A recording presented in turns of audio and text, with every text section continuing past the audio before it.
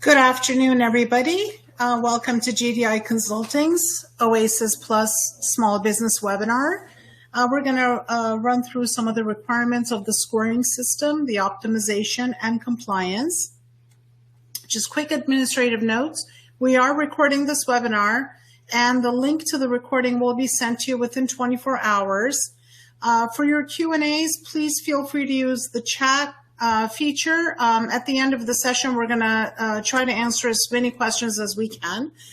You can also download this presentation by clicking on the link in the File tab feature on the right-hand side of the panel of your window. So just an announcement, if your company needs a pre-qualification done for you, we do have a service that provides this. It's essentially a questionnaire that's going to be sent to you. You're going to complete it, and then one of our proposal managers will review and prepare a comprehensive report for you.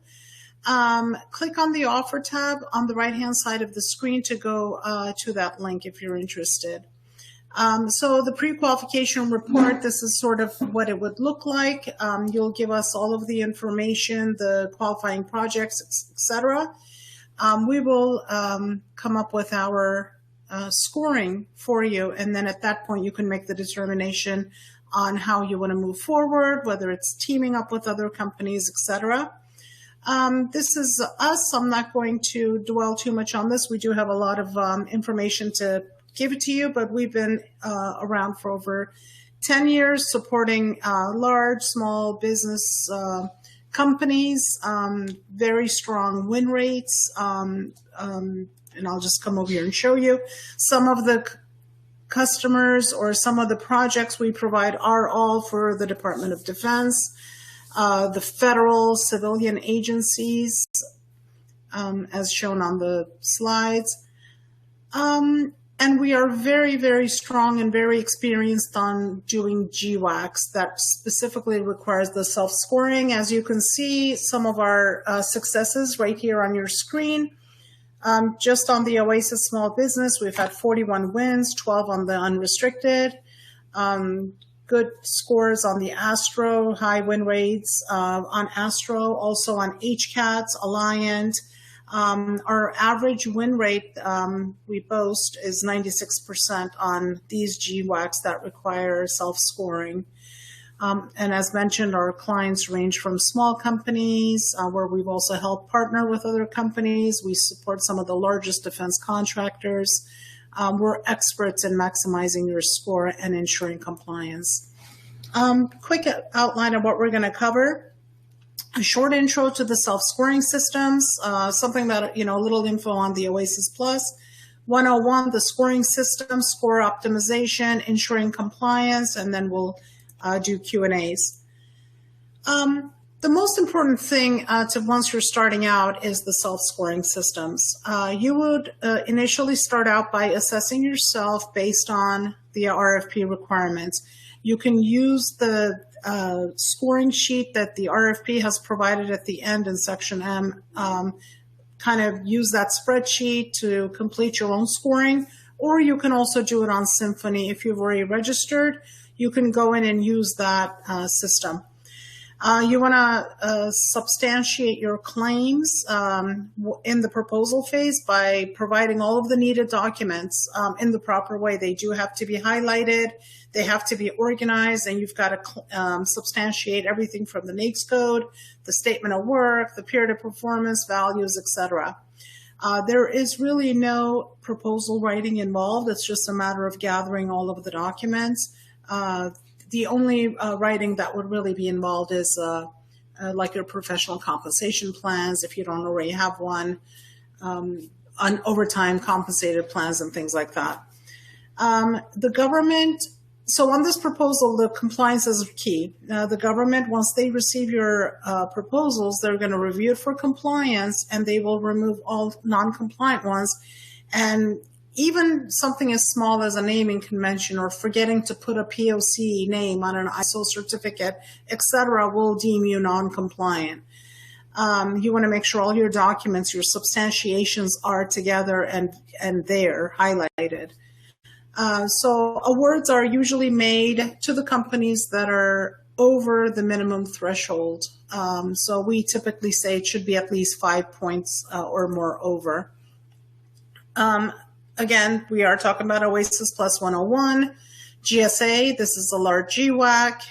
A draft RFP was issued on November 15th with some comments due back to the government before the end of the year on December 31st. They expect to have the contract released, the actual RFP released anywhere from January to February, with an award possible date of September 2023. And they have the tracks are for total small businesses, the 8A's Hub Zone, service disabled, veteran-owned, woman-owned small business, and of course they have an unrestricted pool.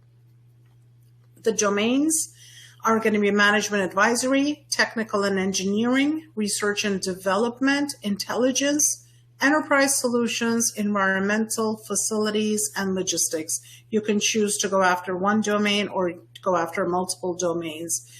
Some of the integrated functional areas, services are financial, human capital, marketing and public relations, social services, business administration, IT services, security protection, transportation, and medical.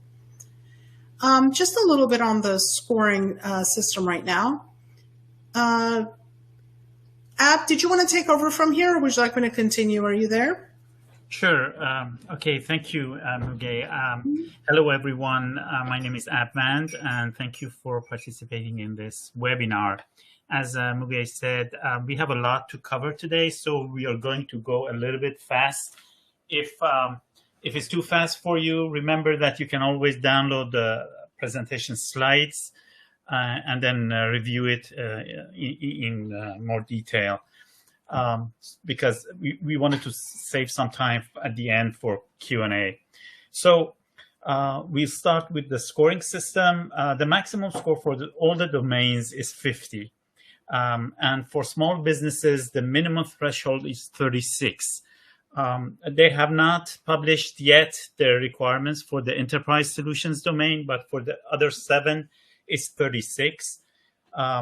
And you just have to make sure that you are above that and you are compliant, and then you get the contract. So it's not a competitive RFP in that they're going to compare you with the others' score.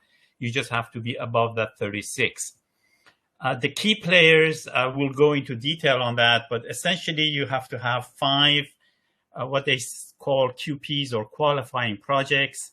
And depending on the domains, between 34 to 45 points or 68 to 90% of the score depends on those 5 contracts, on those 5 projects. So selecting those is really key and the most important factor, and I'm going to show you why here. There are essentially 3 parts to the scoring. Those 5 qualifying projects, which is shown in blue, federal experience, and then systems and certifications. You can see that the key player is the qualifying projects or the QPs. So one of the conclusions is that it's really not important if your past experience has been mostly with the commercial side, for example. Or your federal experience is low, because as you can see, the key player in terms of getting the score is the QPs, the qualifying projects. Also, the same reasoning stands for the systems and certifications. You might be weak in there, but if you can get your score high in the qualifying projects, again, you can reach that minimum threshold. So the key taking from this slide is that you should focus on getting the best 5 qualifying projects to get the maximum score. Now, let's explain what the factors that actually make up those QP scoring are. There are essentially 6 of them, and we are going to go into details on those: relevance, scale, integrated experience, specialized functional experience, management and staffing, and past performance. And I'll go into these one by one. Okay, so if you look at how these play, so we are right now talking only about that 68 to 90% of the score, which is given by the QPs, the qualifying projects.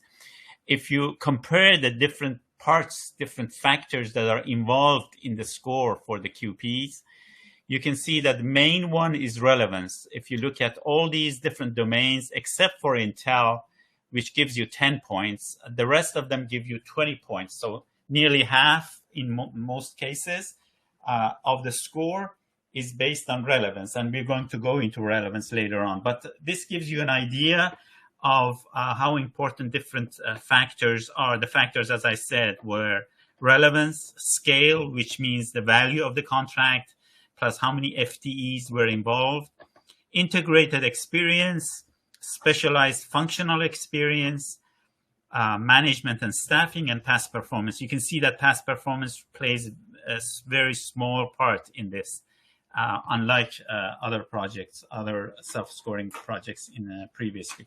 So let's delve into this in more detail.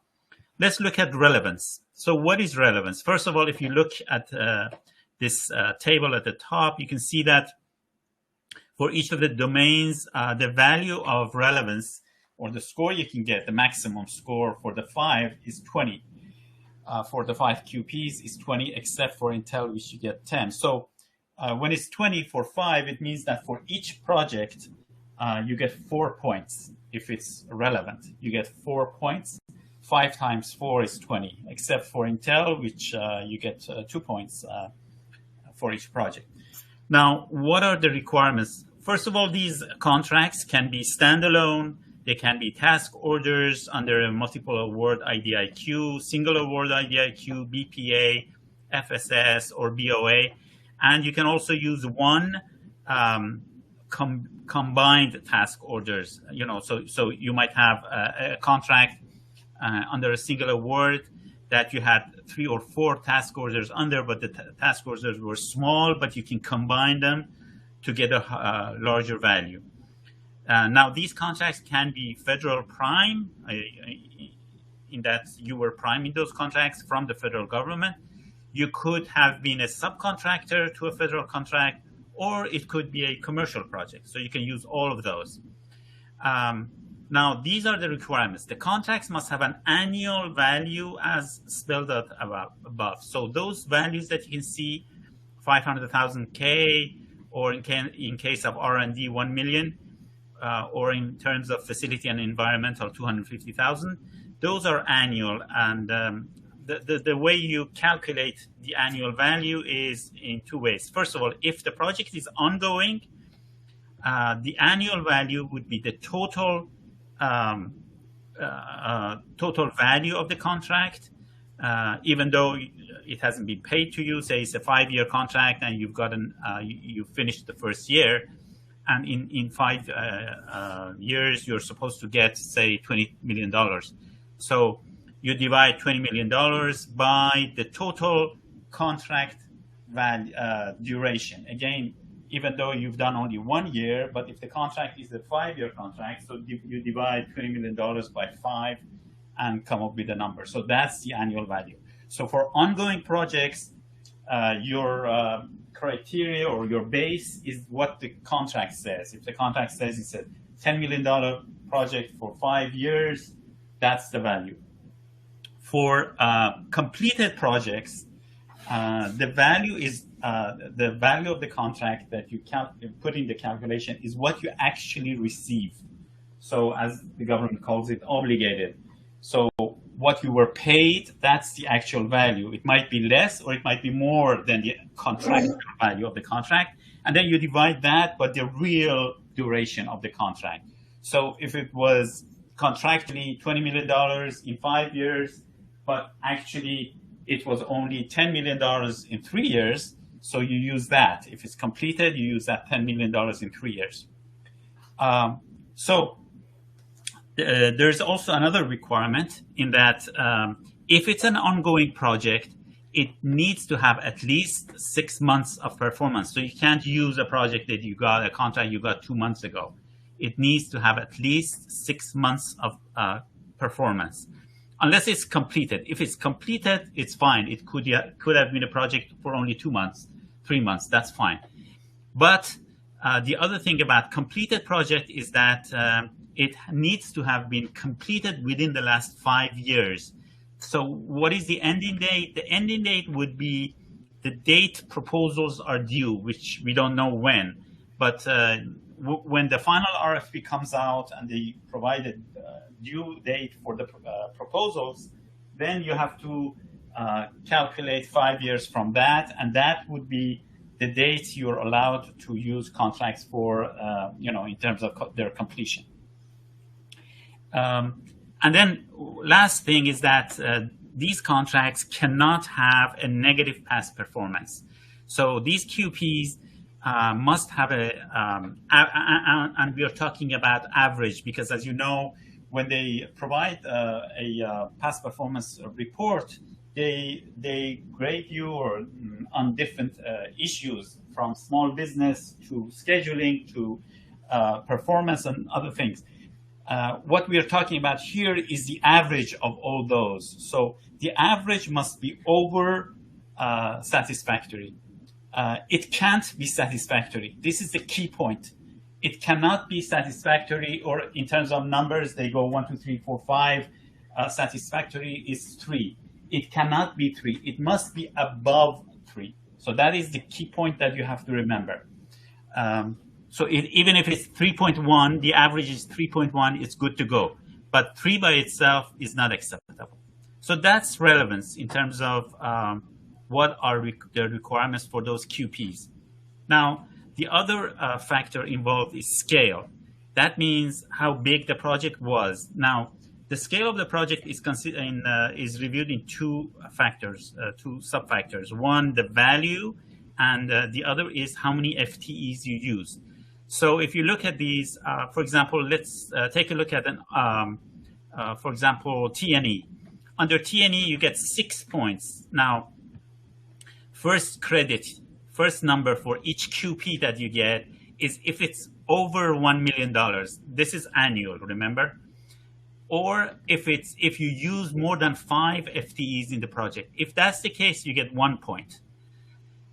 If it were over $4 million, or you use more than 20 FTEs, you get a 2nd point. So for each QP, you can get maximum 2 points.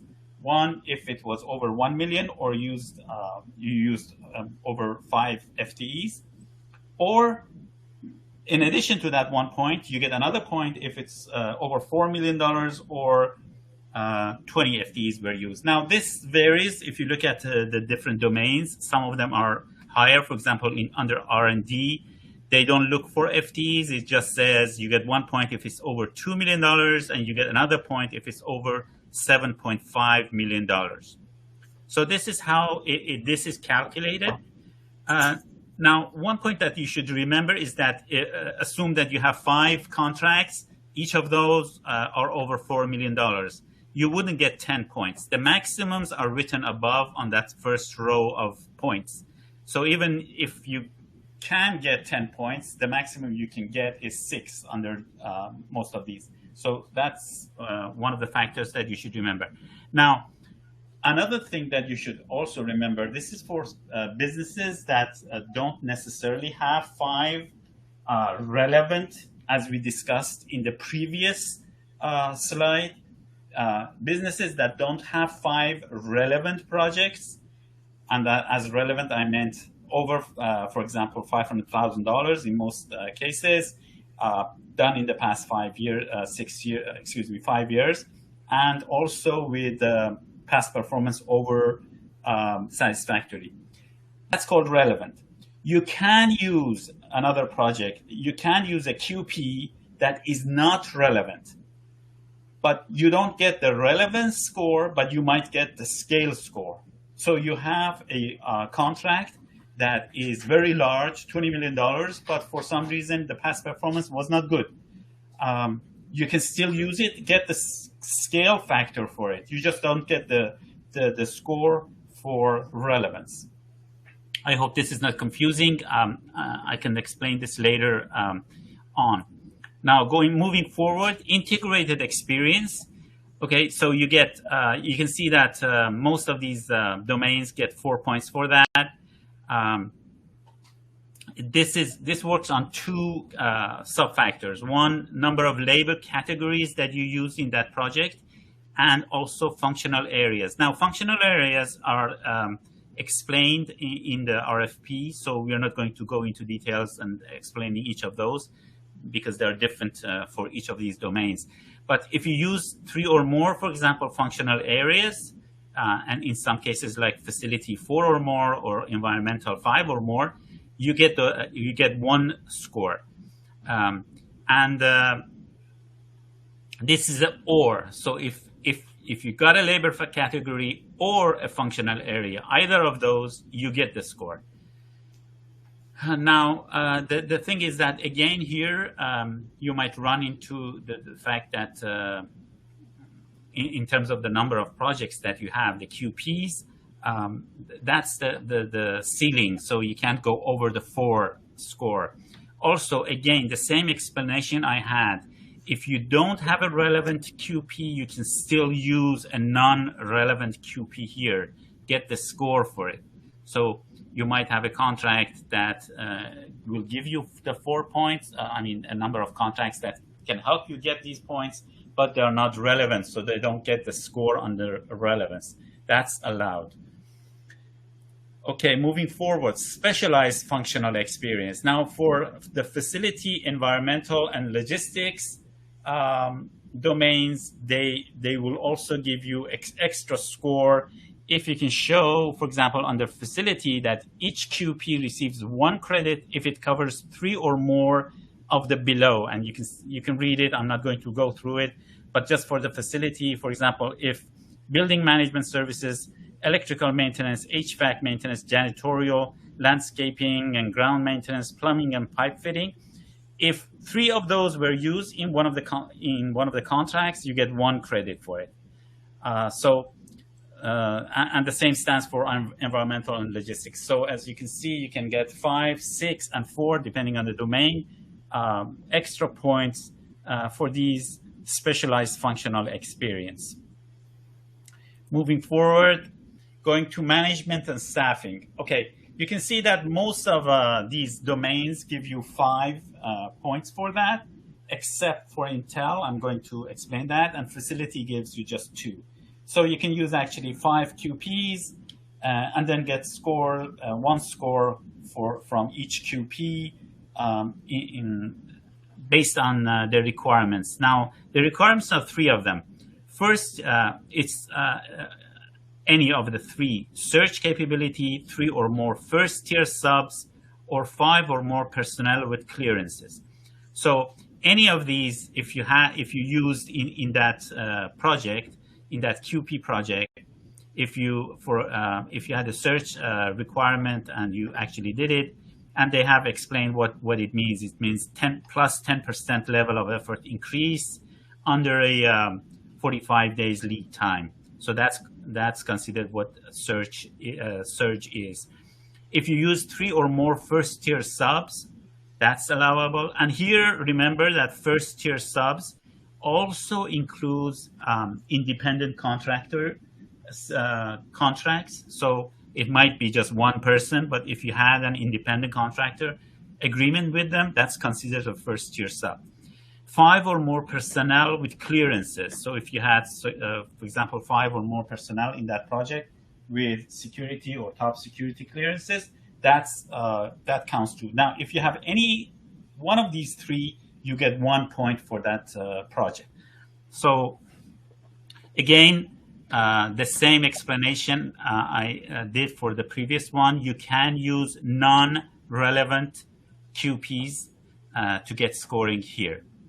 Now that Intel one, the Intel domain has an extra thing that means like this. In addition to the points that you get here, which are 5, which also stands for Intel, so 1 point for each QP if it has search capability, 3 or more first-tier subs, and 5 or more personnel with clearances. So that's 5 points. You get 15 more points if for each of the QPs you had 5 or more personnel with clearances. So essentially, if just for the Intel domain, if your QP did have 5 or more personnel with clearances, you get 3 points for that. So 3 times 5 is 15, plus the 5 that goes along with, like the other domains, you get 20. So Intel gets 20 points for management and staffing. Moving forward, okay, we go to management and staffing type of work. This is specific to facilities domain. They are going to give you 1 credit for each QP if it covers either of these 3 types: urgent work request response, emergency work request response, or emergency call after hours.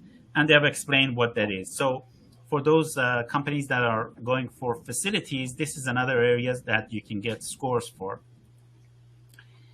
Then we come to past performance. You get 3 points, and it's maximum 3 points for all domains, the same.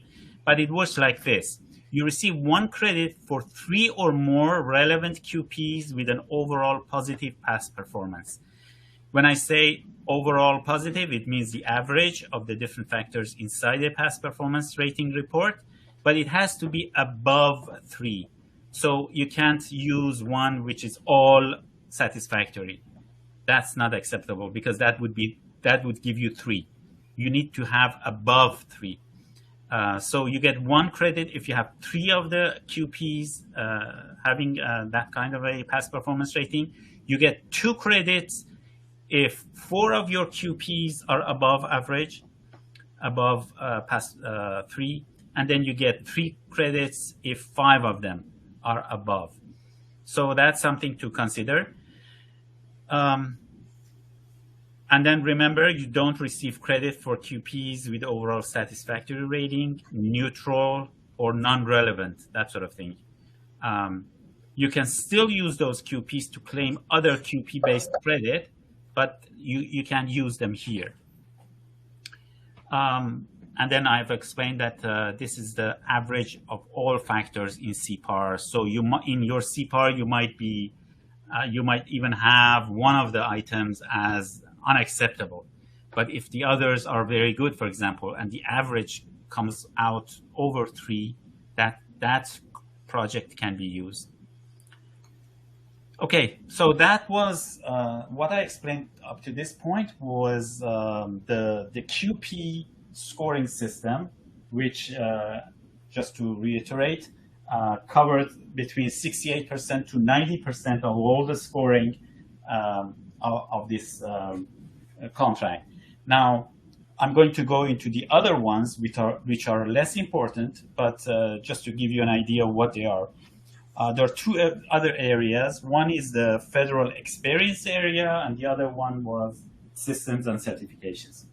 If we look at the factors that involve in federal experience, we'll see that they cover breadth, MA IDIQ, that is if you have any multiple award IDIQ contracts, federal agencies, how many federal agencies you have worked with, if some of your contracts are cost reimbursement, and if some of your contracts were involved in advanced R&D, research and development. Now remember, this section is only for federal contracts. And when I say federal contracts, 2 points you should remember. 1, you can't use any commercial contracts here. And 2, and this is important, 2, you need to be prime on these contracts. So if you had subcontracts from federal contractors, you cannot use them here. Okay, so this area is for federal prime contracts. Moving forward, let's see what breadth was. As you can see, you get 2 points for some of these domains. Some don't have any, and logistics has 1. Now, for this one, you can use all 5, but since you get only 2 points, it doesn't need to have but you can use up to 5 other contracts. So remember this, for federal experience, you don't have to use those QPs. You can use, you have 5 QPs, for example, but for federal experience, you want to bring in other contracts. That's acceptable. You can actually bring in 5 more contracts to get the score.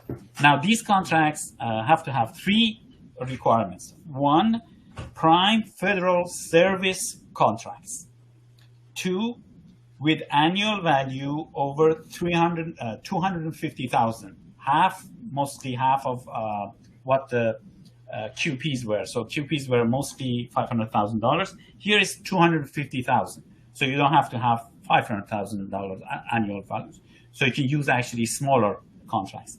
And then they need to be, again, like QPs, ongoing for 6 months or completed within the last 5 years. So these are the requirements for these contracts that we are going to use. You receive 1 credit if you can provide a contract that covers 3 or more NAICS codes or PSCs under the domain you're going for.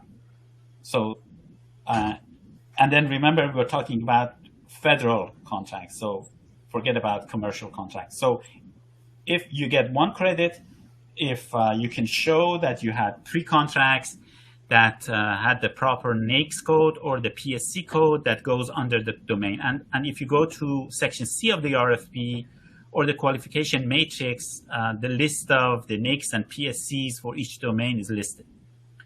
You receive 2 points under this criteria if you provide projects spanning 5 or more NAICS codes.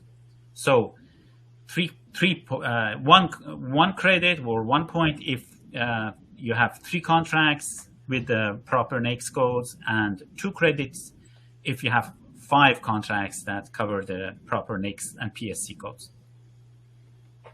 And one last note, the NAICS code or the PSC must represent the principal purpose, and only 1 may be claimed per project. In other words, you can't use, for example, a pure IT project that had a small amount of engineering work in it. So the NAICS code must be the main NAICS of that contract under the domain that you're going for. Moving forward, we go to multiple award IDIQ participation. So they're going to give you 4 points in most cases, for environmental 3 points and logistics 2 points. If you can prove that you had contracts that were task orders under, that had at least 2 task orders, under multiple award IDIQ contracts. They want to make sure, remember, it can't be a single award IDIQ, it must be a multiple award IDIQ. Task orders are only considered competitive if 2 or more business submitted a proposal. The used projects must be, again, prime federal service contracts based on TOs on an MA IDIQ. The value must be $250,000, or that's annual, and then again 6 months performance or completed within the last 5 years. Note that right now the wording of the RFP doesn't prohibit you from using multiple TOs under the same MA IDIQ.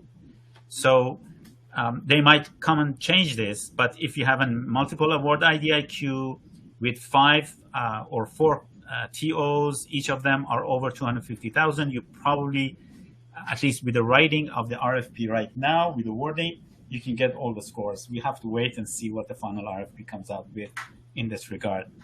For environmental domain, you get 3 contracts, you can show 3 TOs and get the score. And for logistics, if you use 2 TOs, show TOs that were under MA IDIQ, you get the maximum 2 points. Moving forward, federal agencies. Okay, again, here, remember, we're talking about only federal contracts and only federal contracts that you were prime on. Now, if you show that you did projects for 3 different federal agencies, you get a point. Except for Intel, the other domains all give you a point. Now, these contracts must be 1, prime federal service contracts, 2, annual value over $250,000, and 3, as usual, 6 months performance or completed within the past 5 years. Now, when we talk about a federal agency, it means the funding agency, not the ordering agency. Sometimes they're different. You know, one agency funds, the other agency uses or is the owner. The funding agency is the key player here, and you can get that from the FPDS report from the government website. Okay, and one last note: sometimes for multiple award IDIQs, they have a minimum guarantee under the IDIQ. That cannot be considered a contract here. The project must have been funded. So in effect, you need to have received a TO or some sort of a performance must have been started. Okay, moving forward. Additional for R&D. So 2 other items under federal experience exist, but this is only for the R&D domain. One is cost reimbursement. You get 2 points if you can show that if you can show 2 contracts that were cost reimbursement. Now remember, these are different from the QP. So the 5 contracts that you use for QP are separate. Here you can use 2 other contracts. It might be that you use the same contracts as in the QPs, qualifying projects, but you can use others, and you get 1 credit for each. Now, but the same requirements stands in that they need to be prime federal service contracts over $250,000 annually, 6 months, and performance or completed within the last 5 years.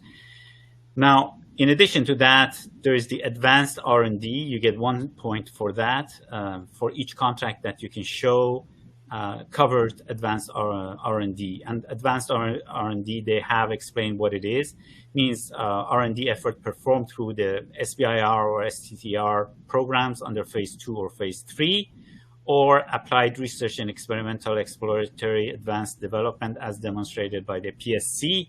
And the PSC, to help you, they've said that the PSC should start with an A at the first position and numbers 2 or number 3 in the 4th position. If that is the case, you can use that. Or projects with an assessed technology readiness level, TRL, of 3 or higher. If you have any of these 3, then you can get 1 point per contract for advanced R&D. Okay, moving forward, and I'm behind, so I'm going to skip some of things. Okay, just this, we are not going to go into comparing each of the sections that make up systems clearances and certifications. They cover accounting system, rates and purchasing, different types of clearances, and CMMI and ISO. This gives you an idea of what each domain will cover, but we'll not go into detail there. So here I stop, and Muge, please continue from here on. Of course. So thank you, Ab, for that detailed explanation. So again, score optimization. Definitely read the RFP carefully, Section L requirements, including Section M, the NAICS code requirements, etc. And look at the Q&As as they come out. That'll really provide a lot of information. Do not use past OASIS RFPs or any past Q&As, because that'll just confuse you even more. The key here is concentrating on maximizing your score on the 5 QPs. The higher your score, the better the chances are of you to get in. Also maximize the using of your commercial projects as your QPs. If you have multiple contracts that we just went through, remember that's great, and it's great for the scoring system. So go on to the self-scoring matrix and kind of put it and play around with those numbers. Do make you full use of partnering. It's going to boost your score wherever you feel like you don't have enough qualifying projects and you may want to bring in teaming partners. Do that. And of course, outsource your proposal preparation and review so that professional eyes can get on it to make sure that you have carefully scored yourself. Maybe you accidentally shortchange yourself. Maybe you can get a higher score. Definitely consider outsourcing this effort. I'm not going to go through this because Ab just did a great discussion on the annual revenues. As he said, qualifying projects, 500,000 annual. So if you've got a contract, that's 984,000, but it was 20, 21, 22, 3 years. You divide it by the period of performance, and your annual revenue comes to 492. No, that's not going to qualify because it's under 500. Compliance, again, what can go wrong? You misunderstand the requirements. You did not score yourself carefully.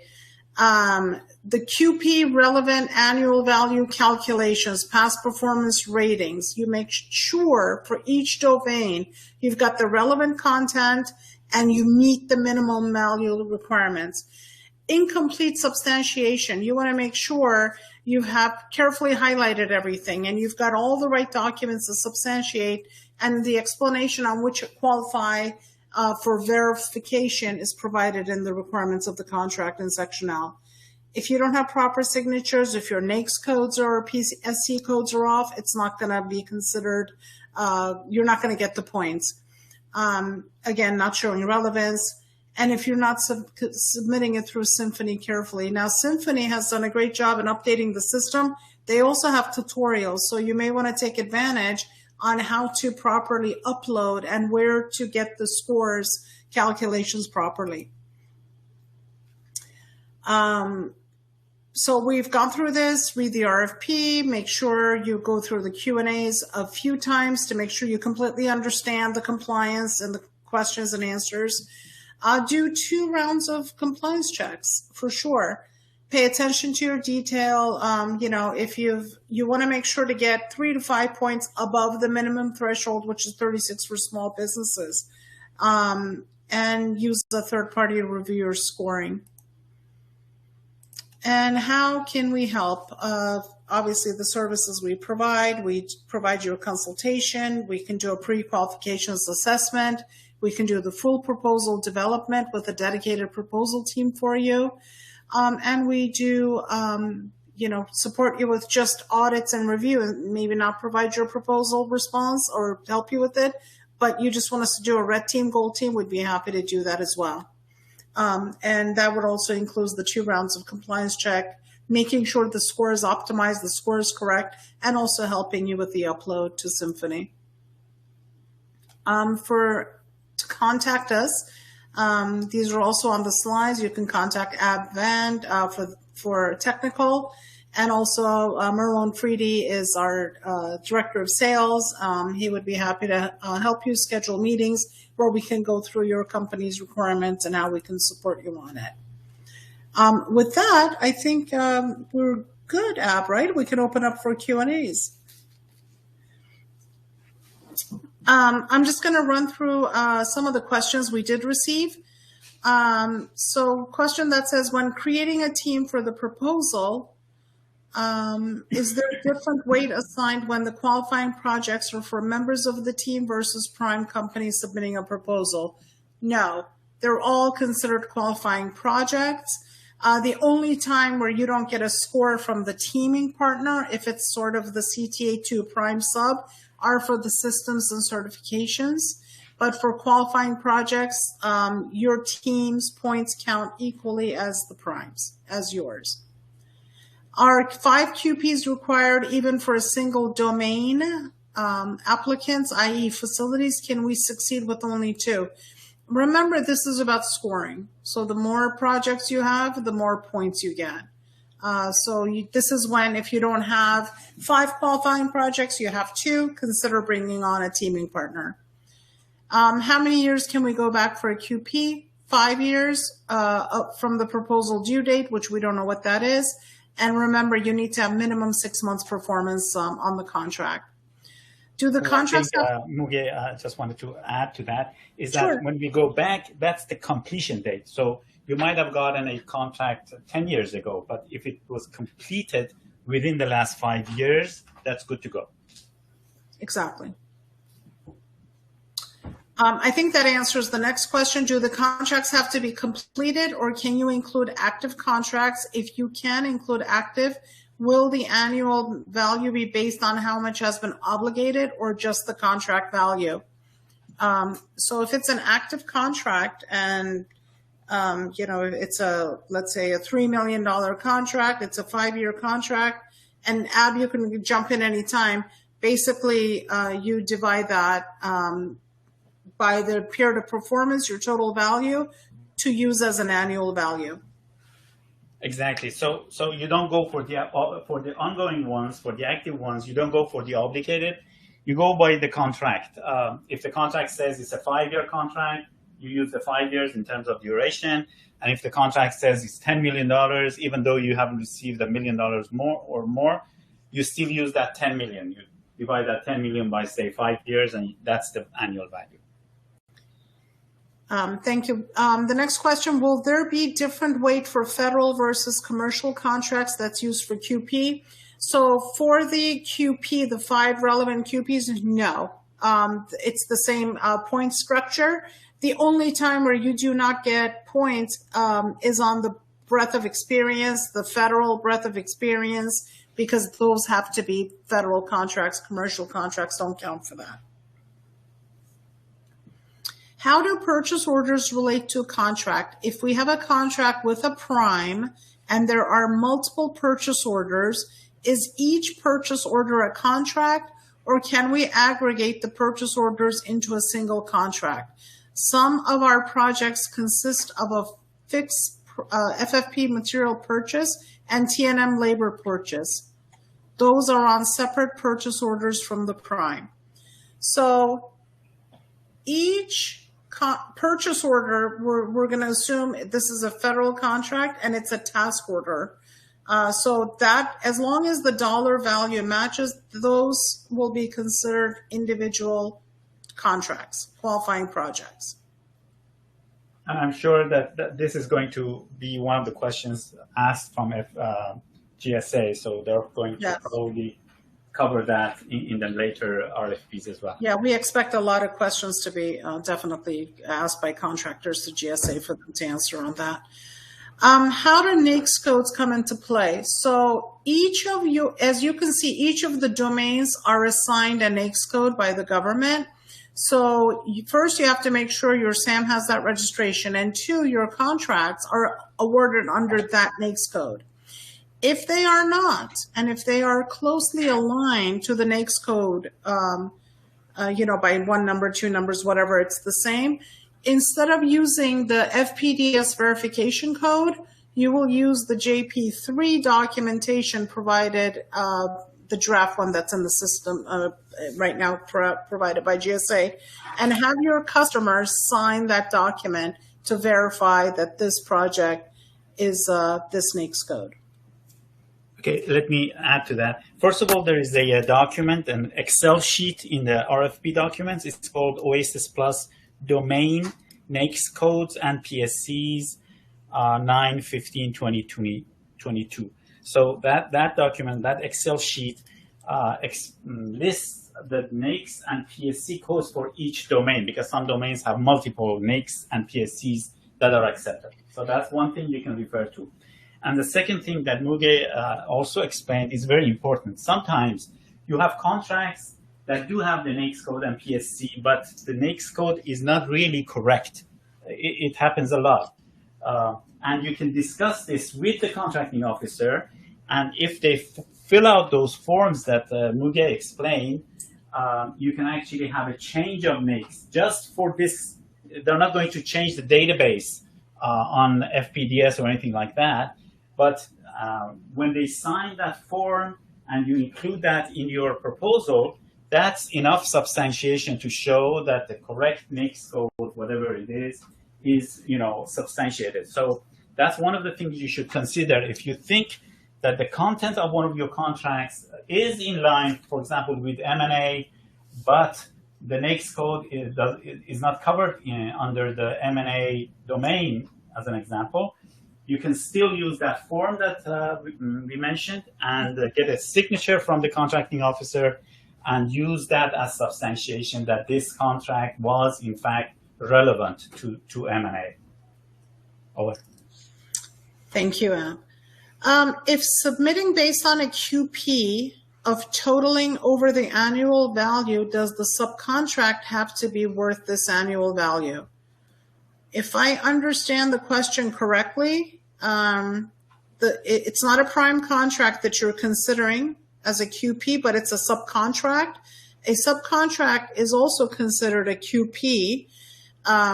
You're just not going to get the prime federal experience for it. However, it is considered a standalone contract, but it does have to be, it's subject to the same annual dollar values. In other words, for example, if the main contract is a $10 million contract for 1 year, just to make it simple, but your work was only $200,000 on that can't be used. Your subcontract must be over $500,000, for example, annually to be able to use it as QP. Your subcontract, not what the actual prime contract was. Exactly, and we need that subcontract, the award documents, the Schedule B, clean structure, and everything provided to substantiate to the government. Can project alternative NAICS codes be requested? I think we just explained it. It is, the NAICS code is what it is in the RFP, but if somehow the project is, you think is incorrectly designated, that NAICS code is incorrectly designated by the contracting officer, then we do not have to use the FPDS report as verification. This is when you take the JP3 documentation completed with the NAICS code that matches the domain and send it in and have it signed by your contracting officer or the Corps. And that is why one of the reasons we say you should start very early and don't lose time, because chasing contracting officers and making sure that they sign these forms might take a long time. The next question is, as of right now, we are looking to expand to other domains. However, with the new auto-relevant NAICS PSCs, how can we utilize non-relevant NAICS PSCs outside of utilizing CLINs, which might not illustrate relevancy? So you have to use the NAICS. So the relevant projects, I think what maybe caused the confusion, Apps mentioned that you can use non-relevant projects to get the other points. But if we're trying to use that domain and we need to match that NAICS code, it has to match. You cannot use you cannot use a relevant project with an incorrect NAICS code, basically, to get the points. The NAICS codes have to match. I hope I've understood and answered that question properly. I know there's an OASIS 8A, so will an 8A firm responding to this be weighted more favorably? It's small business. Everybody gets the same scoring. Do subs need to... Excuse me, one point. Yes. They're going to award separate contracts for 8As, hub zones, and that sort of thing. So if you participate as an 8A, you will get, you can actually participate, and I recommend to all companies to participate in 2 lines at least. So if you're an 8A, participate in the 8A track and also participate in the small business track. This way, when they put out the task orders and the task order is only for 8As, you get it, and the task order is for small businesses only, you get it. So that's something to consider. Okay. Absolutely. Do the subs need to be small? Yes. As if you're prime, small business prime, your subcontractors have to be small businesses. And then if you are going for specific tracks like 8A or hub zone, then your subs must be also the same. So you can't you can't go after the 8A, for example, track and use projects from a sub that is just a small business or is not 8A. So remember that for 8A and hub zone and SDVOSP and WOSP, all of these, if you're going to use subs, those subs must also be in the same track as you. Yes, and also meeting the same annual revenue, the NAICS code small business certificate. But just one point I want to make here is that if you have a collection of large business subcontractors, there is no restriction of a small business company to also place a bid under the unrestricted with your large business subcontractors. Exactly. Okay, so are past performance questionnaires used in lieu of CPARs? Yes, there is and I'm sorry, I forgot the number. It's either a JP7 or something. There is a past performance questionnaire to be completed by the government, and you need to receive it back so you can upload it onto the portal when the time comes. As I've stated, start now. It's the best time before the RFP is released. Once you've identified those qualifying QP projects, go ahead and submit your questionnaire so you can get it back in time. With the holidays and everything, they can be slow. One catch, sorry. Yes. If you don't like what you got on your CPARS report, you can't go and get, a form filled out by the contacting officer. So the requirement is that you can use those forms only if a CPAR report does not exist. If a CPAR report exists, you can't use those forms. Thank you. What documentation must be submitted to support contract values? It's going to be your signed contract award page, FPDS reports, your CLIN schedule, and invoices can also be submitted, depending on the domain. Are you submitting for a single labor category, or do you have to submit for all? So there is no pricing on this submission. It's only the administrative documents, the qualifying project documents. So you will not need to select or price a labor category for this contract. When teaming to boost the past performance of QP, does it help when the teaming partners in different domains, NAICS categories? So for example, a training and IT firm teaming. Everybody has to be, especially qualifying projects, everybody needs to be within the same domain, small business, and have to have the NAICS categories. The projects they're putting forward to boost your past performance has to be the same NAICS codes. Do we verify NAICS PXC codes if issued a subcontract, which is 1 million? Yes. So that's when the JP3 forms come into play. Those will get completed by your prime contracting officer. Anybody who has a subcontract, and there is really maybe not a NAICS code assigned, but it's aligned with what this is, then you fill out that JP form and you send it to the prime contractor, subcontract officer, whatever, to sign that for you, which gets uploaded. And we have about a minute, so let's see. If you participate in a hub zone, do all of your partners have to be hub zone 2? No. Do we expect any changes to the JP3 past performance sheet? Not necessarily, but you know what? In the past, and we've had a lot of these questions. In the past, if they do make changes, the government has always said you can either use the latest one or the ones that have already been completed. If they make changes, it's very minimal. And then I'm going to take the last question. The logistics domain currently only has 2 PSCs codes and no NAICS codes listed as auto relevant. Are you expecting that to change? How do we provide QP relevancy with just 2 PSE codes? Actually, it's 561210 I'm sorry, for the logistics, it's 541614 is the NAICS code designated. And we're done at. It's 4 o'clock. Thank you, everybody, for participating. Again, you can download the slides, and we can also email you this recording within 24 hours. Yes, thank you, everyone. And we'll be, I know that there are a lot of other questions that we didn't have time. We'll go over everything and expect to receive emails from us with all the questions and our answers next week, so that we will remember you and answer all the questions. Don't worry about that. Or if you want, as Muge mentioned, you can request a call with Marone and coordinate that, and we can discuss it further.